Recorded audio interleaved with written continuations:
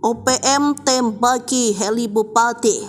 Bupati duga lolos dari sergapan Egyanus Kogoya. Edison Gwijangge, pejabat Bupati Nduga yang dipercaya sebagai negosiator pembebasan pilot Susi Air, nyaris tewas setelah diserang OPM kelompok Egyanus Kogoya. Edison selamat meski helikopter yang digunakan sang pejabat bupati ditembak oleh OPM. Dilansir Tribun Papua.com, fakta tentang peristiwa itu diungkap oleh Kasatgas Humas Damar Kartins AKBP Bayu Suseno kepada awak media baru-baru ini.